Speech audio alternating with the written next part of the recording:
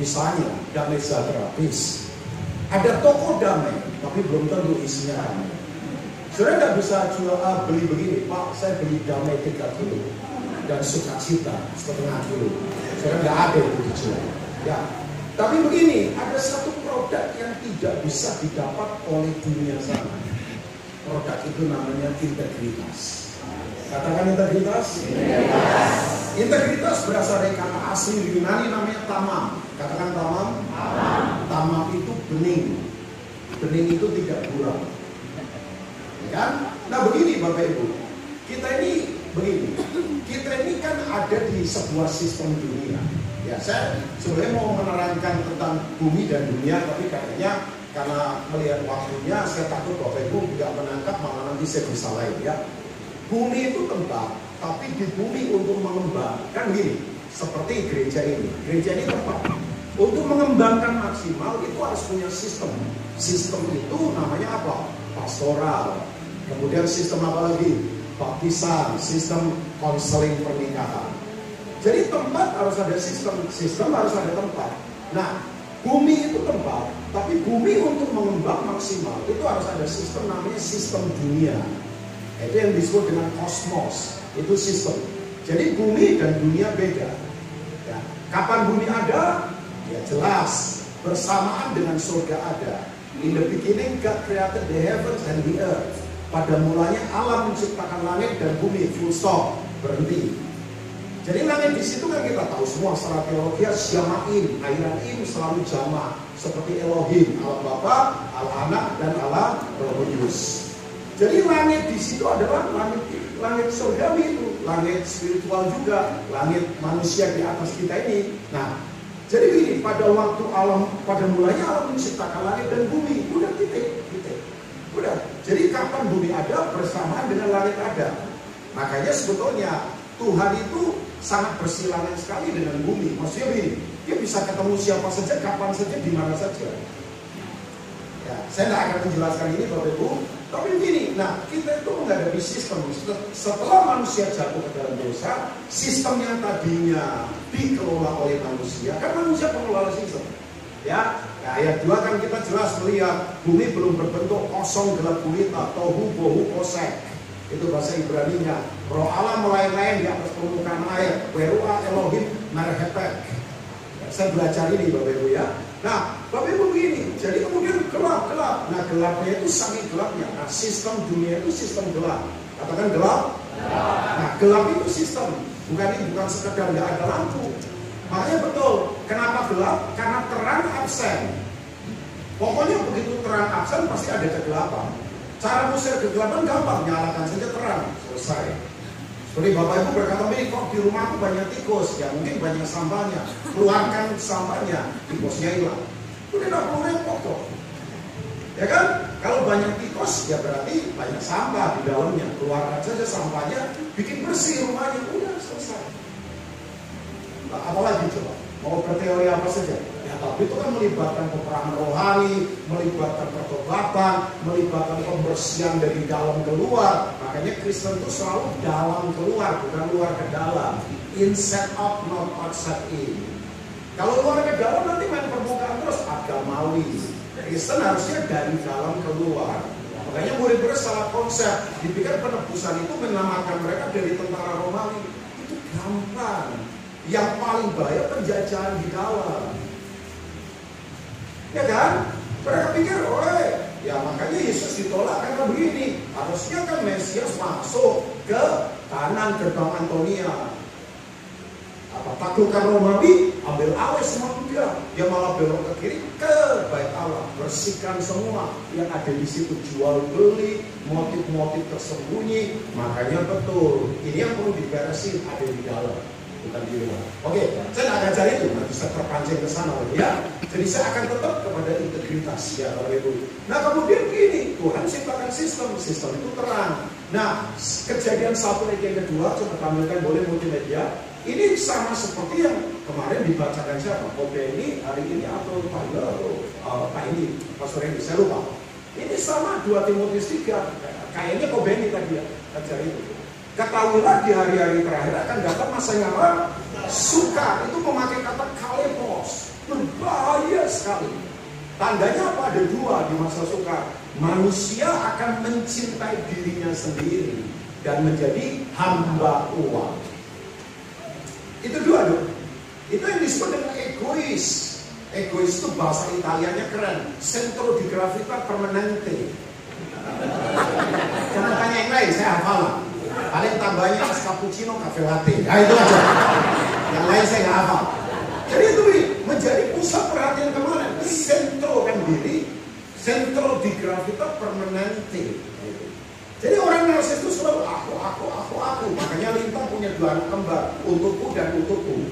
Linta tidak pernah store darah, percaya. Kalau perlu petugas PMI disedot darahnya juga. Makanya orang yang aku terus, ya itu anak buahnya Lucifer. Sebab Yohanes 14, Yesaya 14, aku mau naik, aku mau duduk, aku mau bertata. Aku. Makanya aku yang kaku yang tidak laku ini harus dipaku. Itu salib. Ini salib. Ya kan? Salib, daging itu harus dihancurkan. Yesus saja dagingnya harus dihancurkan. Dan yang menghancurkan bukan dirinya sendiri. Nggak mungkin orang salibkan dirinya sendiri. Apakah Yesus salibkan dirinya sendiri? Copot pakunya, terus copot lagi. Ya kapan? Nggak selesai. Orang lain yang menyalibkan. Ada dari saudara yang sedang disalibkan lingkungan sekeliling, nggak apa-apa, nikmati saja. Sebab hanya yang sudah mati yang layak dikubur. Yang dikubur layak bangkit. Yang bangkit layak penuh kemuliaan. Orang nggak mungkin mulia kalau nggak pernah bangkit. Orang nggak bangkit kalau nggak pernah mati. Orang mati jangan dikubur, sakit. Saudara jangan kubur orang yang belum mati. Ya, sorry ya, banyak sekarang ini termasuk pendeta pertobatannya prematur, belum mati sudah sok-sokan terkenal. Ya, makanya ngomong nggak punya konsep. Nanti kalau ditanya jawabannya kemana-mana. Makanya Bapak Ibu saya dorong sebagai pendeta, kalau layani orang pertobatannya sejati, jangan prematur. Udah prematur punya panggung namanya medsos, ngaku-ngaku pendeta. Ya, saya nggak marah sih, cuman jengkel saja. Nah, orang pikir pelayanan gampang begitu. No, belum tentu orang-orang yang khotbah itu sudah bertobat. Karena bertobat bukan soal nangis. Bertobat itu metanoia, pikiran yang sepikiran dengan firman Tuhan. Nah, kalau pikirannya kotor, pikirannya duit, pikirannya terkenal, ya belum bertobat. Ya, itu illegal power, kuasa yang tidak asli, tidak sah. Kuasa tidak sah itu gini, jangan bangga di lantai sinode, tapi Tuhan tidak memberi legitimasi. Kan? Saya tidak bangga, loh, saya punya kartu pendeta, tapi kebanggaan saya bukan itu. Tuhan memberi saya legitimasi enggak? Kalau enggak, nanti kuasanya kuasa ilegal. Ilegal, itu kayak orang-orang Farisi sudah. Sorry, ya ini, nah. Tuhan kemudian begini menghadapi yang ini, gelap ini, sama ini 2 Timotius 3 ini di Kejadian 1 ayat 2. Ya menurut para pakar teologi katanya ini waktu Lucifer dan para malaikat dibuang ke bumi.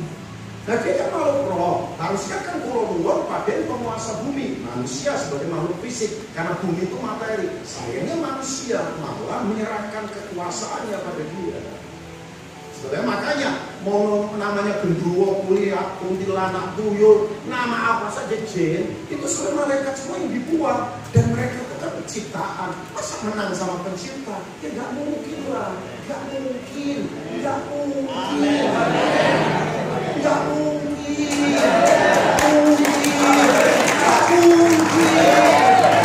Makanya Yesus berkata, aku mendirikan eklesia. Apa itu eklesia?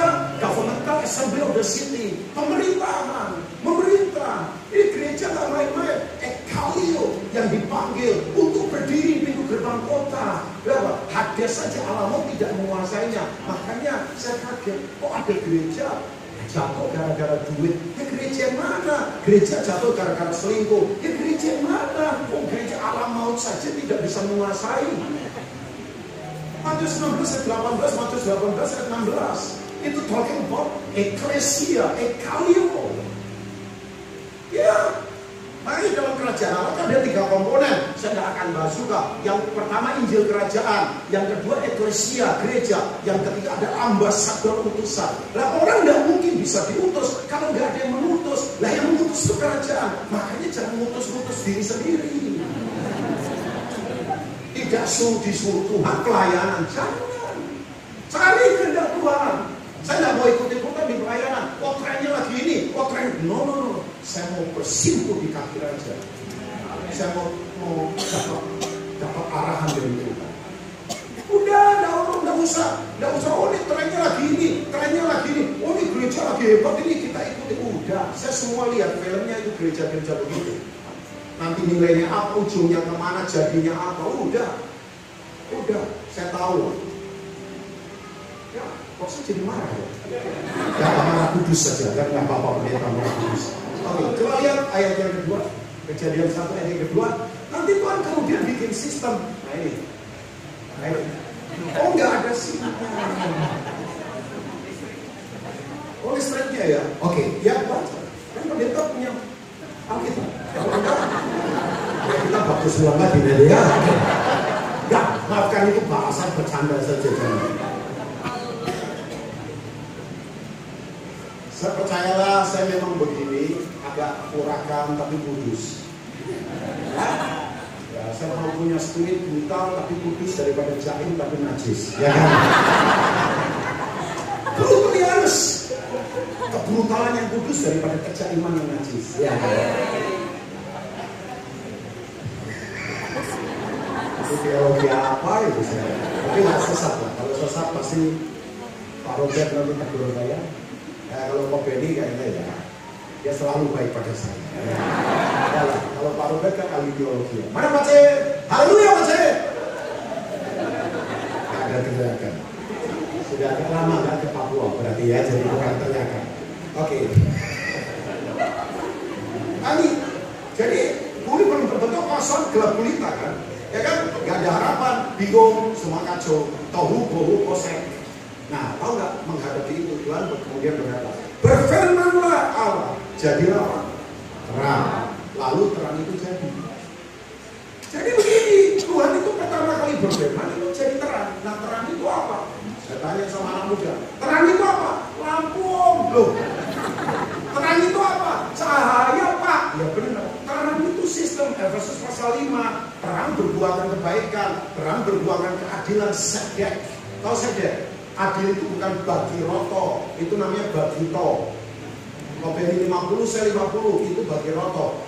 Keadilan bukan begitu. Keadilan itu gini, yang harus terjadi pada saya harus terjadi pada orang lain. Yang harus terjadi pada saya harus terjadi pada pendeta Edward, harus terjadi pada pendeta Yahya, harus terjadi pada pendeta Pri senior saya, harus terjadi pada pendeta radikal yang masih tetap radikal. Oh, dia ada di mana? Harus terjadi. Nah, apa yang harus terjadi pada saya terjadi dulu pada orang lain. Nah, itu namanya keadilan. Makanya penyembahan itu selalu ujungnya keadilan. Penyembahan bukan sekedar merinding, bukan sekedar nangis. Apalagi orang Pantekosta kan paling gampang nangis. Oh, keyboard belum bunyi saja nangis kok. Ada juga. Lagi kecepet pintu, lebih nangis lagi kan. Maksudnya nggak apa-apa. Tuh, saya orang Pantekosta Pak. Ya, tapi bukan itu kan. Yang ujung dari penyembahan itu keadilan. Apakah hidup kita adil? Kalau penyembahan itu kan bukan soal sikap tubuh, penyembahan sikap hati. Penyembahan itu bukan soal sikap tubuh. Penyembahan itu adalah sikap hati yang bergantung total pada Tuhan dalam segala keadaan dan di setiap keadaan. Jangan amin dulu, belum menangkap kok.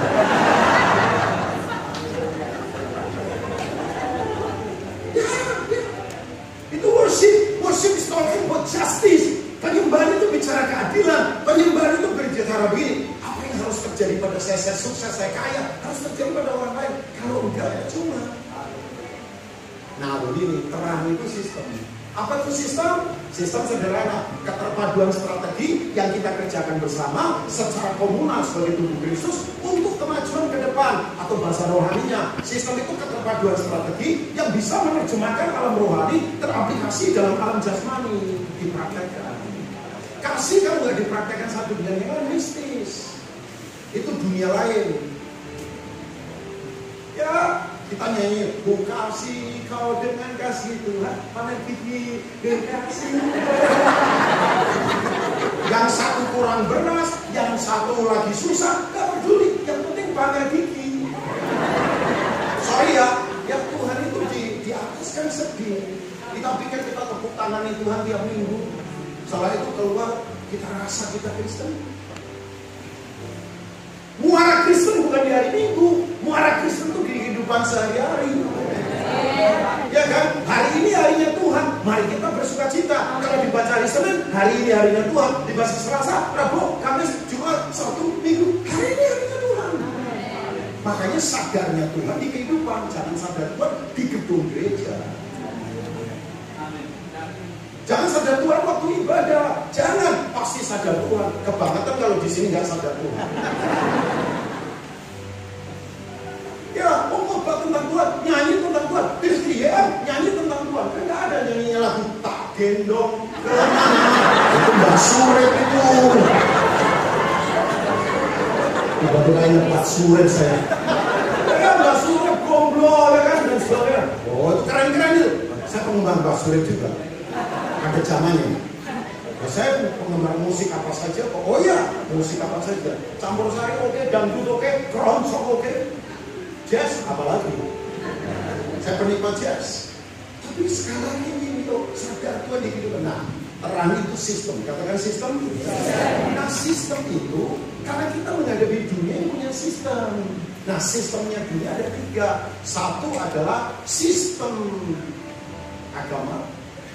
Ini bukan agama yang ada, bukan. Agama di sini adalah roh agama yang ada di dalam kita, di dalam saya. Misalnya, kemunafikan itu roh agamawi. Kelihatannya rohani tapi enggak. Jadi saya bisa saya bisa terikat pada roh kemunafikan. Cuman nampil di permukaan sebagai pendeta, tapi saya tidak pakai. Maksud saya roh agamawi ini yang ada di dalam saya. Kita jangan menolak bentuk-bentukan apa-apa, jangan. Ini roh agamawi, sekali ini roh agamawi. Tapi yang kedua, sistem dunia adalah sistem mamon. Katakan mamon. Mamon itu apa? Mamon itu apa? Loh, jangan salah. Uang nggak salah. Kapan uang benda mati dihidupkan jadi benda hidup? Nah itu mamon. Saya perlu uang, tapi uang bukan uang saya. Uang itu cuma alat transaksi. Kapan uang sudah disembah menjadi kekuasaan? Tahu nggak Bapak Ibu? Awal mulanya uang ada kan tahu ya? Uang diadakan supaya mengganti alat transaksi lebih gampang. Daripada bawa kambing 200 ekor, lembu berapa untuk beli tanah. Kemudian diciptakan koin uang, pakai emas, perak, dan tembaga karena punya nilai. Jadi kalau mata uang turun, bisa dilebur. Nah sekarang uang diganti dengan kertas. Itu pun mengalami gejolak. Di Zimbabwe tiba-tiba nilai mata uang turun.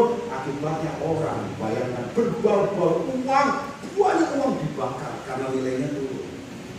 Nah uang itu apa transaksi? Kemudian dalam perkembangan ada kota-kota, uang menjadi alat keseimbangan sosial. Maksudnya apa Pak Alvin? Maksudnya begini, ya kan? Maksudnya begini. Setelah ada kota-kota kan ada pemerintahan, ada bupati, wali kota, DPR kalau di Indonesia. Nah apa yang terjadi? Yang kaya setor pajak, yang bisnis setor pajak dikelola oleh regulator namanya pemerintah. Dari situ kemudian dibuat rumah sakit, sekolah supaya nggak punya uang itu bisa sekolah. Nah itu jadi penyeimbangan masyarakat. Bagus. Gereja ini, acara ini butuh uang kan? Kan nggak mungkin ini bayar listrik, makan di sini, nanti Bapak Ibu misalnya, Bapak Ibu ada transport segala, kan nggak mungkin. Kemudian kita dapatkannya pakai apa? Cinta. Saya terbang ke sini, Mbak Bato terbang di sini, beli tiket pakai uang. Kan nggak mungkin di konter pesawat saya berkata, Pak, Bapak mau bayar pakai apa? Pakai cinta. Caranya loh, kan nggak mungkin. Kan? Ya kan? Memang betul pelayan itu harus jaga. Harus jaga apa? Tapi jangan begini, kalau ini saraneo, tapi kalau sudah digeser-geser, nah itu jian namanya. Bahasa Ambonnya kepeng. Orang Manado bilang doi. Ya kan? Orang Inggris bilang mani. Makanya teman-teman suka bercanda, tolong jaga hati ya di pelayanan. Nah itu bercanda itu. Ya kan? Oke, yang nggak ketawa berarti levelnya belum ke sana. Masih terus, bagus. bagus. Tapi dari wajahnya sih saya yakin pura-pura nggak tahu.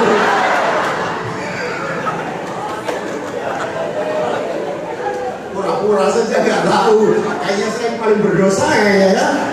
Oke, lanjut. Nah itu jadi kemudian begini dalam perkembangan, uang sudah jadi alat kekuasaan membeli semua hal. Kayaknya orang berkata sakit, nggak apa-apa, punya uang ke Singapura, sakit, nggak apa-apa, punya uang ke kota provinsi Mamuju, nggak apa-apa, teman saya ada uang. Nah berarti di Tuhan sudah dibawanya uang.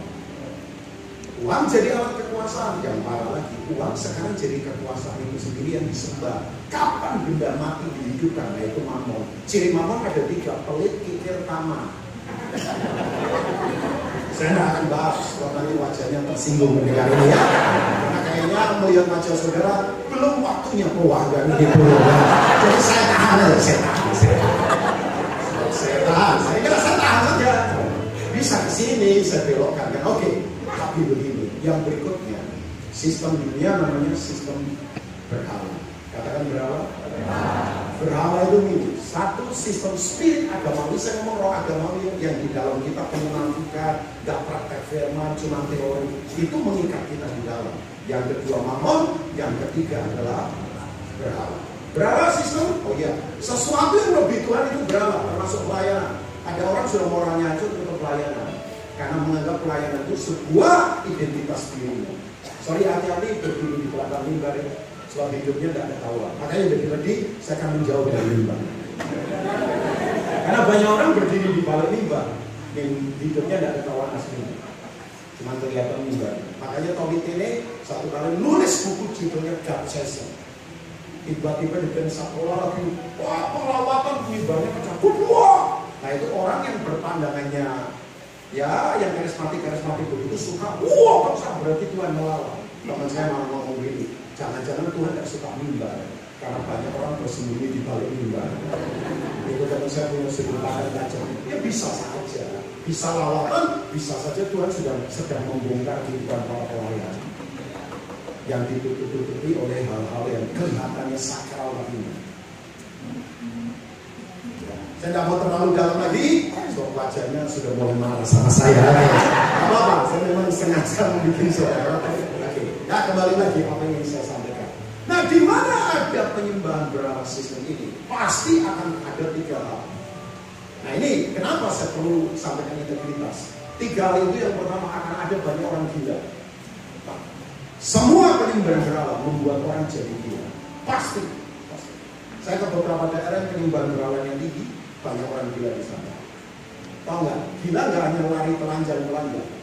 Tapi begini, yang di mulut, yang di hati, yang dilakukan sudah tidak sama. Itu tanda pecah jiwa, itu orang gila. Pikirannya enggak fokus lagi. Ya bagaimana bisa ngajar. Tapi yang berikutnya, di mana ada penyembahan berhala sistem ini, selalu banyak orang miskin. Saya kemarin sudah singgung, miskin bukan soal jumlah uang, miskin itu mentalitas. Ada orang duitnya banyak di bank, tapi tamak pikir tidak peduli yang lain. Itu mental miskin. Jadi mental miskin itu sistemik. Saudara kalau menghadapi kemiskinan itu bukan biasa, ini sistem ini. Ini sistem berhala. Ya, oh ya, saudara misalnya ketemu orang yang susah, maaf ya, kayak pengemis gelandangan begitu, kita pikir itu sistem. Sebetulnya begini, Bapak Ibu ya. Kenapa orang perlu bertobat pikiran? Saya beritahu orang itu kalau kenal firman tidak mungkin miskin mentalnya. Loh, saya itu secara manusia, apa yang saya banggakan dalam diri saya? Kayaknya saya kemarin ngomong, saya kurang biasa, tapi saya miskin, oh tidak. Kurang biasa supaya saya ngandelin Tuhan, tapi saya nggak miskin, karena saya tidak ada di sistem itu. Tapi yang berikutnya lagi, pasti ada percabulan. Ya, coba. Pria kalau sukses duitnya banyak, nggak kenal Tuhan, larinya kemana? Ya tempat-tempat begitu. Dugem lah, apa klabin lah, ya istilah-istilah begitu. Ya, makanya tempat gampangan itu selalu dimasuki oleh orang-orang yang dapatnya gampangan. Semua yang dapat gampangan, pasti masuknya ke tempat gampangan. percabulan. Lo kemana?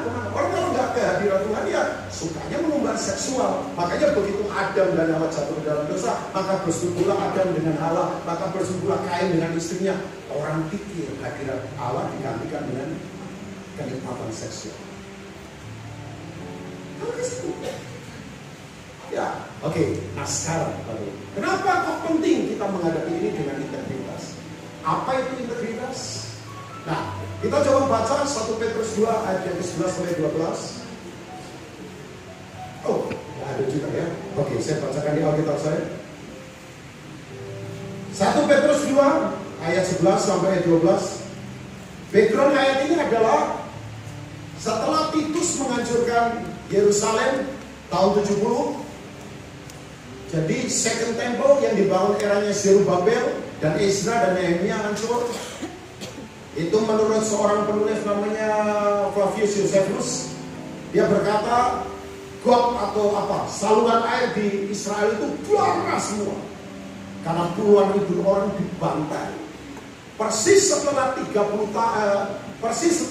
tahun Yesus naik ke surga, murid-murid berkata, indahnya bangunan itu. Tuhan berkata, lihat ya, nanti satu batu pun tidak akan terletak lagi di atas batu yang lain. Nah kemudian begini, 40 tahun kemudian Raja Titus masuk Yerusalem, hancurkan Yerusalem. Kebanggaannya bangsa Yahudi dihancurkan, namanya Bait Allah. Sejak tahun 70 itu yang aneh memang dari Israel. Saya heran kalau melihat ini. Makanya PBB ini kalau ngurusin Israel paling sulit. Karena ini bukan ranah manusia lagi. Ribuan tahun tersebar diaspora. 19 kali ibu kotanya dihancurkan. Berkali-kali terjadi genosida. Dari Mesir, Babel, dibunuh generasi, ditawan, dipingpong sana sini. Nama Yerusalem diganti. Semuanya apa? Tiba-tiba 14 Mei 1948, ribuan tahun setelah tahun 70, mereka berdiri sebagai negara. Aneh ya? Nah ya kalau ngurusi sana, udah ranahnya sudah bukan ranah manusia lagi. PBB pusing ngurusin ini. Karena ini memang hal yang luar biasa. Ya mereka harusnya belajar janji Tuhan pada Abraham. Ya saya tidak akan membahas ini. Bapak Ibu ada banyak pengajar bagus, Pak Mundur Senala, kemudian para apologet yang bagus-bagus. Bapak Ibu bisa lihat YouTube-nya. Saya bukan seorang apologet, tapi saya belajar juga. Tapi Bapak Ibu tahu apa yang terjadi? Itu tahun itu orangnya luar biasa. Menurut catatan sejarah, itu orang Yahudi dan orang Kristen. Orang Kristen tadinya dianiaya orang Yahudi tidak percaya Yesus. Akhirnya mereka harus naiknya ke Samaria, kemudian nyebrang ke Syria. Nah mereka ada di daerah provinsi namanya Anatolia.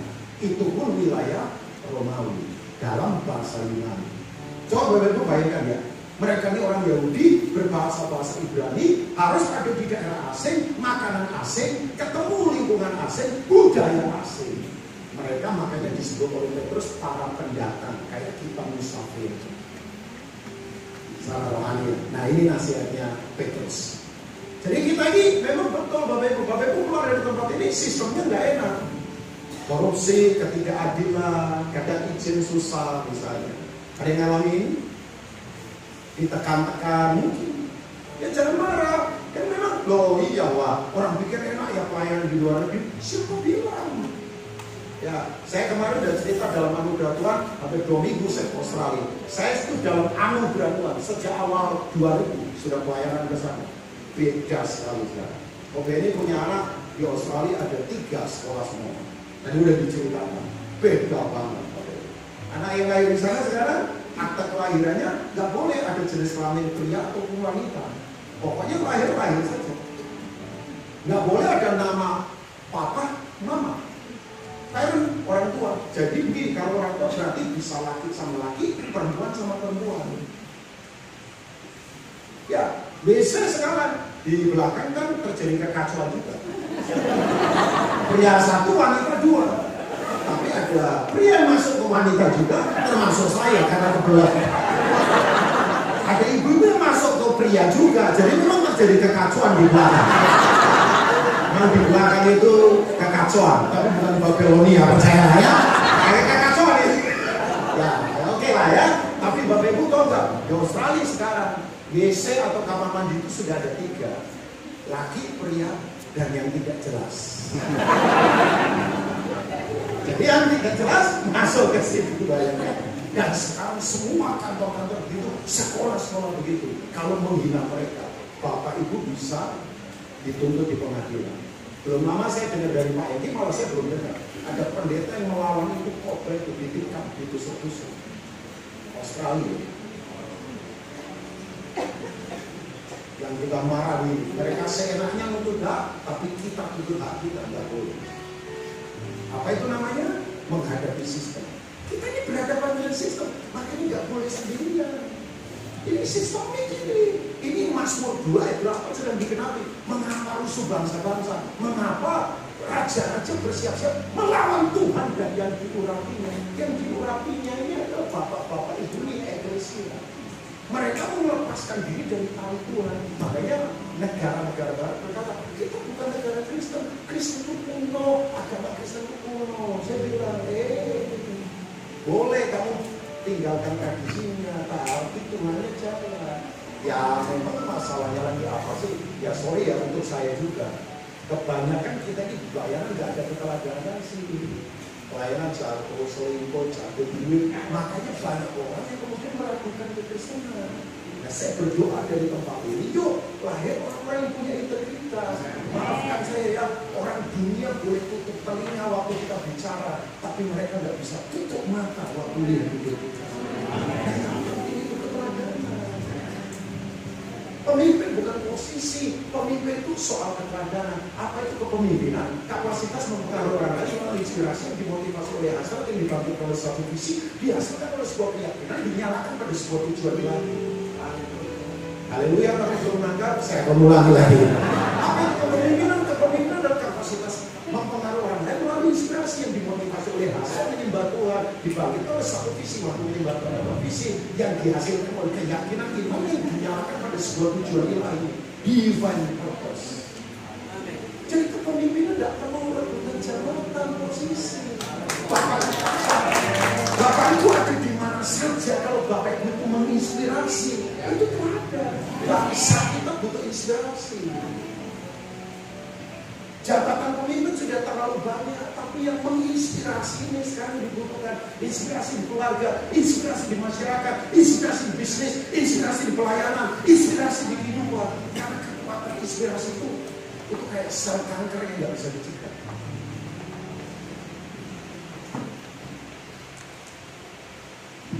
Ya, oke. 1 Petrus 2. Ini kok sudah keluar salib? Ada ya? Enggak, kalau keluar salib berarti rohani sih.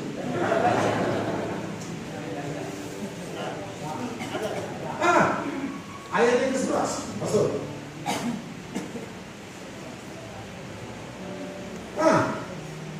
Saudara-saudaraku yang kekasih, aku menasihati kamu sebagai apa? Kita bukan owner, kita bukan pemilik, kita ini pengelola. Jangan merasa milik kita. Waktu kehidupan semua milik Tuhan. Ini kemusafiran dan perantau. Kamu menjauhkan diri dari keinginan daging yang berjuang melawan jiwa. Pertempurannya memang keinginan. Oke, saya akan segera selesai. Coba lihat ayat yang ke-13. Ayat yang ke-13 ya. Oh ya, itu ayat 12. Maaf, 13 gak usah. Ini, milikilah cara hidup yang baik. Milikilah apa? Bukan cara kebaktian, bukan cara beragama, bukan cara nyanyi, bukan cara main musik. Cara hidup. Kristen itu cara hidup, bukan cara kebaktian. Makanya cara hidup jemaat mula-mula, cara hidup gereja mula-mula, cara hidup. Makanya itu yang disebut dengan jalan itu cara hidup. Milikilah cara hidup yang baik. Katakan baik. Baik itu karakter. Karena Tuhan itu baik, bahwasanya itu selama-lamanya kasih setianya.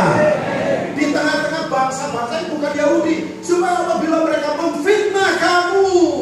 Sayangnya banyak hamba Tuhan sekarang dihukum bukan karena menderita karena baik, malah yang enggak. Sedih lah. Kalau kita dihukum karena kita melakukan yang baik, gak apa-apa. Jangan dihukum karena kita enggak. Cuma demi popularitas misalnya. Udah, jangan. Sampai mereka meminta kamu sebagai orang juru-jana. Mereka dapat melihatnya. Katakan melihatnya. Bukan mendengarnya. Mendengar bisa teori saja kita ngomong. Melihatnya. Lihat itu fakta. Lihat anak domba penebus dosa dunia. Lihat Tuhanmu. Lihat itu fakta yang tidak bisa dibantah. Lihat itu apa? Lihat itu fakta yang tidak bisa dibantah. Itu fakta. Lihat Rubinong itu ganteng, itu fakta. Oke. Dari perbuatan-perbuatanmu yang baik dan memuliakan Allah pada hari yang merawat mereka. Cara hidup dan kelihatan. 2, 3. Cara hidup dan kelihatan. 2, 3. Cara hidup dan kelihatan. 2, 3. Cara hidup dan kelihatan. Pertanyaan saya, apa itu integritas? Integritas adalah standar hidup tinggi sesuai firman yang lahir dari kode genetik seorang pribadi namanya Yesus yang tidak menyerah pada keinginan sesaat atau pendapat mayoritas orang banyak. Itu integritas. Mengapa? Yang pertama, dunia itu menuntut kita karena ini tidak ada di dunia. Dunia kalau bahasanya akronim scrutinous ini angkanya dicermati, 1 rupiah pun tidak meleset. Kayak istri saya itu kalau ngitung uang paling jago. Nah, iya. Oh iya, dia nggak mau main-main karena itu miliknya Tuhan. 1 rupiah pun nggak meleset. Makanya dia jadi bendahara sekolah berbelasan tahun. Saya suruh keluar karena agak kacau manajemen, ya sudah. Maksudnya ya udah keluar. Kan ada yang banyak yang baru juga, jadi sudah bagus lah. Jadi saya bilang, daripada kamu di situ model-model lama kan, udah sekarang baru-baru komputerized. Tapi istri saya itu paling itu cermat gitu. Nah, dunia itu cermati kita pada integritas itu. Ya. Karena dunia nggak punya. Gelar dunia punya, jabatan dunia punya, mobil dunia punya, tiket liburan luar negeri dunia punya, fasilitas dunia punya. Tapi yang namanya ini nggak ada. Makanya dunia harapkan ini dari kita, karena ini produknya kerajaan. Gak ada yang lain. Ya, orang kalau punya integritas itu hidupnya utuh, tidak pecah. Utuh, katakan utuh. Ya. Behold the whole, utuh, tidak terpecah, tidak terpecah-pecah. Makanya orang punya integritas itu hidupnya paling aman. Katakan paling aman. Orang punya integritas itu tidak takut pada apapun, tidak takut pada siapapun, tidak takut pada kekurangan apapun, tantangan apapun. Lalu aman. Orang integritas itu bahasa kerennya kita sering dengar, hidupnya apa adanya, bukan ada apanya. Orang punya integritas itu kebenarannya di batin. Ya, seperti Mazmur 51. Kau melihat apa? Kebenaran di batin, di dalam.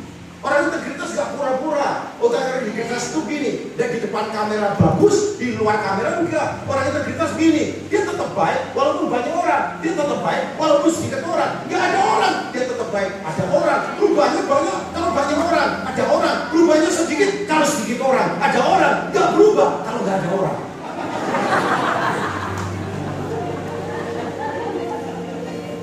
Boleh ketawa, tapi refleksi ke dalam.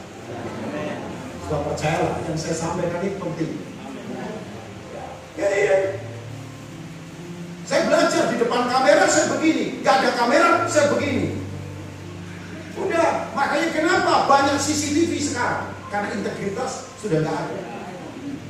Oh iyalah, saya begitu ke banyak negara, jangan bangga, negaranya maju ya, CCTV di mana-mana. Maju apanya? Modern diukur dari apa? Tesla yang hebat. Saya naik Tesla belum lama ini komputerized semua. Depannya nggak ada apa-apa, cuma komputer. Mesinnya saya buka di depan, malah buat taruh bagasi. Kalau mobil-mobil kita yang lama kan, coba kapnya mesin dibuka, wah aki, apa, kotor gitu kabel. Ini nggak ada. Saya bisa tidur di dalam situ. Tesla terbaru. Terus kemudian apa? Udah, nanti nggak usah ada pengemudi, bisa nyetir sendiri, cuma di itu aja di program. Mau kemana yuk? Sampai ke gang-gang sempit bisa nyampe. Itu terbaru. Itu ciptaannya Elon Musk yang tadi sudah disampaikan oleh Pak Benny. Itu kalau dia dijawab, pasti panggilannya Mas Elon. Elon Musk kan? Kalau dijawab dia Mas Elon. Ya, tapi coba ngomong modern dari apa? Dari apa? Canggihnya elektronik, canggihnya komputer. Come on, CCTV gimana-mana. Karena memang betul orang saling mencurigai sekarang. langka. Nah oke, saya bisa pilih contoh integritas di mana-mana, tapi saya di mobil. Waktu Yesus sebagai manusia, ini sumber integritas. Coba Yohanes 14 ayat yang ke-32 atau 30. Coba Pak Pendeta. Yohanes 14. Udah, sebentar saya selesai ya. 14 ayat 30. Nah ini dia. Bapak Ibu tahu nggak? Ini tidak banyak lagi aku berkata-kata dengan kamu. Kalau kita kan ngomong terus. Ya enggak, tidak banyak lagi aku berkata-kata dengan Yesus tuh kalau ngajar efisien. Udah, waktunya ngomong-ngomong, waktunya diem-diem. Kalau kita kan enggak, waktunya ngomong diem, waktunya diem malah ngomong. Harusnya ngomong kebenaran malah diem. Harusnya nggak ngomong malah ngomong. Makanya, jadi akhirnya nanti dilaporkan polisi. Waktunya diem saja, waktunya ngomong. Itu waktunya diem ngomong, waktunya ngomong diem. Tidak banyak lagi aku berkata-kata dengan kamu. Sebab penguasa dunia ini. Penguasa siapa? Sistem. Siapa penguasa dunia ini? 1 Yohanes 5, setan. Sistem. Datang. Ia tidak berkuasa sedikit pun atas dirinya. Kenapa? Karena tidak ada produk setan di dalam Yesus. Makanya orang punya integritas itu punya hati yang tahir. Katakan tahir. Tahir berasal dari kata tahor, tahir, nasar, nasir, tahor, tahir, nasar, nasir, tahor, tahir, nasar, nasir. Orang layak jadi nasir kalau nasarnya dipenuhi. Dan nasarnya pernah dipenuhi, ngomong saja nggak pernah praktek, kok mau jadi nasir? Nasar, nasir, tahor, tahir. Tahir itu apa? Hati yang bersih. Apa itu hati yang bersih? Sebuah keadaan hati di mana tidak ada produk setan di dalamnya. Kenapa orang terintimidasi? Karena setan lupa teori banyak khotbah, tapi nyolong juga. Teori banyak khotbah, selingkuh juga. Teori banyak khotbah, perempuan dipakai sendiri. Teori banyak khotbah.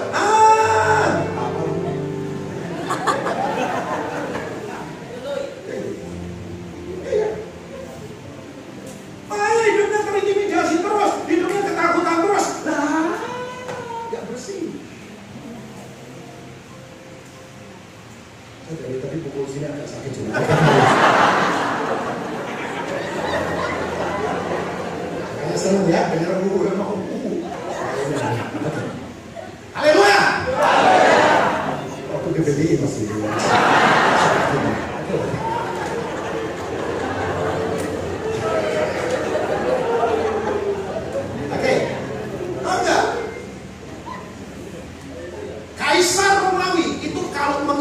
Orang ngerinya luar biasa, tidak mungkin ada yang lolos. Pakai apa saja. Makanya waktu Yesus minta minum itu kan mau sebelum Yesus disalib itu dicampur apa itu, minuman empedu dicampur apa? Itu tujuannya seperti itu, sebenarnya kayak itu membuat orang jadi tenang itu aja. Yesus tidak mau minum itu.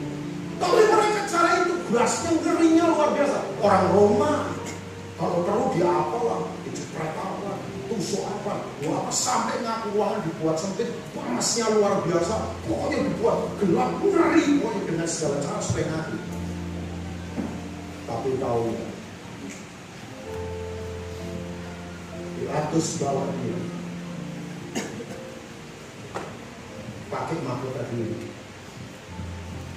Dia berkata, Dewa, lihat manusia itu. Ini yang dia katakan. Tidak sedikit pun aku dapati kesalahan pada orang lain. Pendeta harus begini. Memuji tenang itu. Betul. Memuji selamat. Adakah? Ya gak apa-apa. Misalnya bukan orang sini kan. Ini gak sesat. Memuji tengah, harus memuji mana lagi? Utara. Oh iya, protes ini. Oke ya. Ya, saya beritahu. Coba kalau ada pendeta, lihat dia. sedikit pun aku tidak akan kesal. Sampai musuh-musuhnya itu ngomongin Farao, aku tahu kau itu orang yang bersih mengajar jalan Allah dengan benar, sebab engkau tidak takut pada siapapun. Tahu nggak? Satu-satunya cara untuk mereka hancurkan Yesus ya kan? Dibunuh.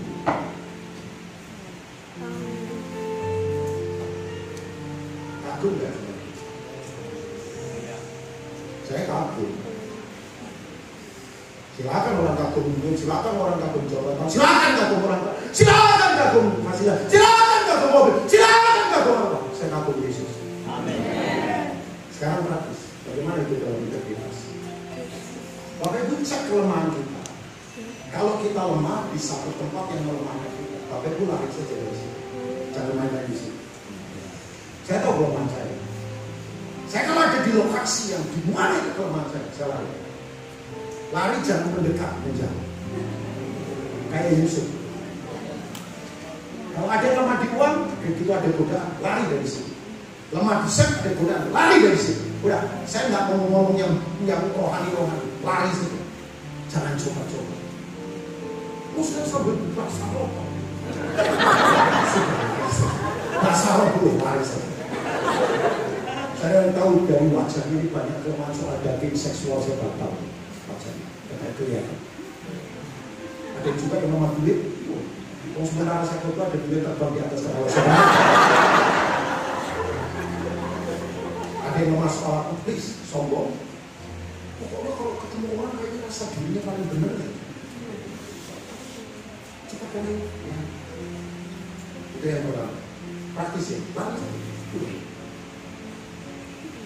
Tapi yang berikutnya, ini dia semenderita-deritanya kita. Tolong jangan tinggalkan dia, jangan ngomong, jangan ngomong. Udah diam saja, nikmati proses. Saya dalam hidup ini belajar menikmati ketidaknikmatan dengan cara senikmat-nikmatnya. Saya tuh belajar menikmati ketidaknikmatan dengan cara senikmat-nikmatnya. Belajar menikmati ketidaknikmatan dengan cara senikmat-nikmatnya. Belajar menikmati ketidaknikmatan dengan cara senikmat-nikmatnya. Saya lagi, belajar menikmati ketidaknikmatan dengan cara senikmat-nikmatnya. Nikmati saja. Belajar seperti Sabda Mesa Abed itu. Kalau Tuhan sanggup tolong kami, dia tolong kami. Tapi kalau enggak apa-apa. Ekspektasinya, kerinduannya, keinginannya ditolong Tuhan. Tapi kalau enggak apa-apa. Kami enggak kompromi. Masuk ke api enggak Abed itu? Sabda Mesa masuk. Tapi justru batu supaya tali batu lepas di dalam api. Udah diem saja, nyerah sama Tuhan saja. Udah, saya kalau lagi punya kebutuhan, saya nggak tampilkan diri wajah sedih supaya cepat disumbang. Saya bertepuk lutut pada Tuhan. Lord, please help me Lord. Saya teriak pada surga, tolong aku takut, aku susah, aku bingung, aku harus memutuskan. Udah, nggak perlu minta sama orang dia. Kayak lomba bawa kelereng di mulut pakai sendok 17 Agustus kan? Coba, udah dia. Kapan saudara itu jatuh sendoknya, saudara kalah. Amin. Jadi pulang dari tempat ini nyebebek, bawa sendok, itu kelereng, diam.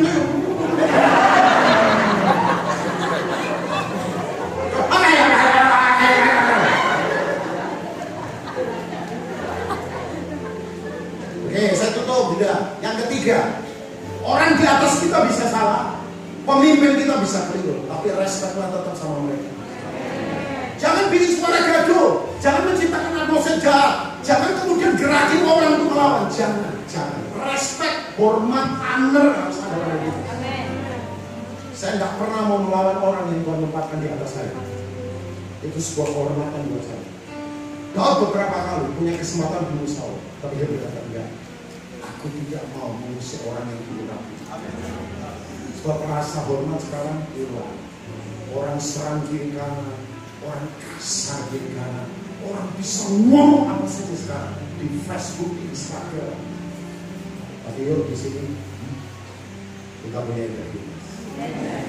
Udah, Tuhan memberkati. Selamat tidur siang. Tak kasih. Hari-hari berdiri bersama-sama.